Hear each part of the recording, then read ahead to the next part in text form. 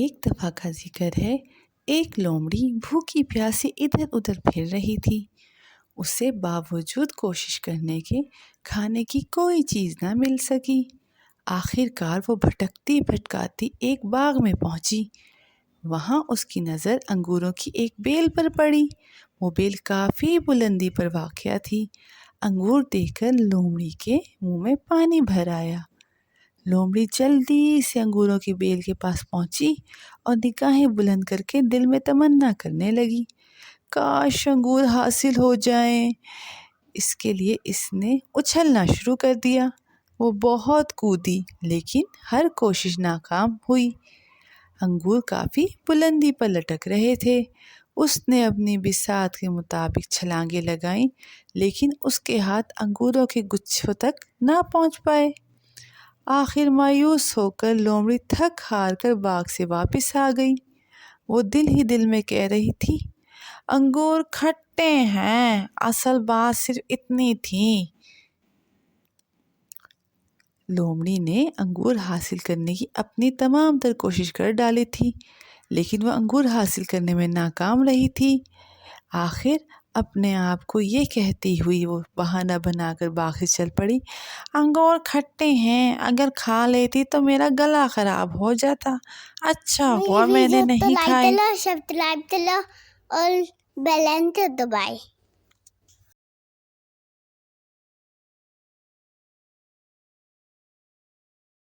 دادی جان، میدان شاپ کر کے آ گیا، اب میں آپ کے پاس آ گیا ہوں، جلدی جلدی مجھے اسٹوری سنائیں۔ اچھا بیٹا، سناتی ہوں۔ آج میں تمہیں 2 بیلوں کی نا اتفاقی کی کہانی سناؤں گی۔ کسی جنگل میں 2 بیل رہا کرتے تھے، بے حد طاقتور اور بہادر، ہمیشہ مل جل کر رہتے اور خطرے کا مقابلہ کرتے تھے۔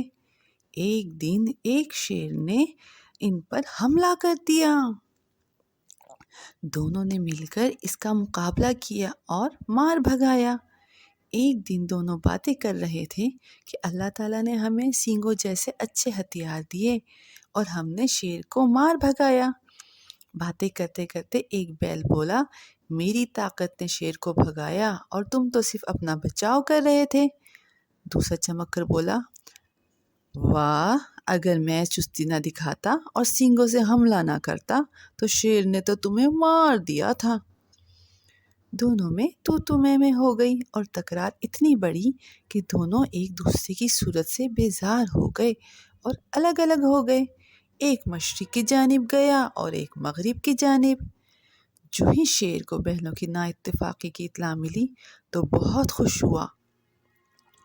اس نے سوچا، اب تو میرے وارے نیارے ہو گئے۔ وہ ایک بیل کی طاق میں بیٹھ گیا۔ جو ہی بیل آیا تو شیر نے چھلانگ لگائی اور ایک ہی وار میں اس کا کام تمام کر دیا اور جی بھر کر گوشت کھایا اور لمبی تان کر سو گیا۔ اگلے دن دوسرے بیل کی تلاش میں شیر نکل پڑا اور جلد ہی اسے ڈھونڈ کر اس پر جست لگائی اور ایک ہی بار میں اس کی کمر توڑ دی۔ بیل نے بہت مزاحمت کی لیکن شیر کے سامنے کوئی پیش نہ گئی۔ شیر نے مزے لے کر اس کا گوشت کھایا اور خون پی کر اپنی پیاس بجھائی اور دھاڑتا ہوا اپنی کچہر کی جانب چل دیا۔ دیکھا، جب تک بیل اپنے آپس میں مل جل کر رہتے تھے تو ہر مصیبت کا مقابلہ کر رہے تھے، اور جو ہی ان دونوں نے نا اتفاقی دکھائی تو شیر کا شکار ہو گئے۔ اسی لیے بیٹا، نا اتفاقی کا انجام برا ہی ہوتا ہے۔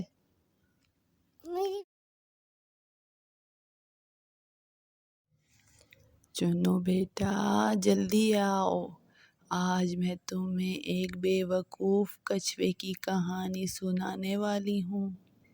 بے وقوف کچھوا، بے وقوف کچھوا، چلو جلدی سے بیٹھ جاؤ بستر میں۔ سناؤ، سنائے نا جلدی سے۔ تو سنو، ایک دفعہ کا ذکر ہے، کسی جنگل میں ایک تالاب تھا۔ وہاں ایک کچھوا اور 2 مرغابیاں رہتی تھیں۔ ان تینوں میں آپس میں بہت گہری دوستی تھی۔ وہ ہنسی خوشی زندگی بسر کر رہے تھے کہ اچانک انہیں ایک پریشانی لاحق ہو گئی۔ وہ یہ کہ تالاب سوکھنے لگا اور ظاہر ہے پانی کے بغیر ان کی زندگی بے معنی تھی۔ انہیں اب نئے تالاب کی فکر ہوئی۔ جب مرغابیاں وہاں سے الوداع ہونے لگیں تو کچھوا گھبرا گیا۔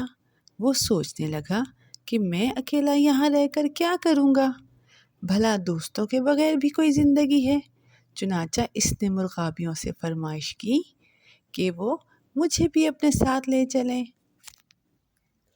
اب مرغابیاں سوچنے لگیں کہ ہم تو اڑتی ہیں اور کچھوا تو بہت سلو ہے، اس کو کیسے لے کے جائیں؟ پھر مرغابیوں کو ایک ترکیب سوچی۔ انہوں نے ایک لکڑی لی اور اس کے دونوں سرے مرغابیوں نے اپنی چونچوں میں دبا لیے۔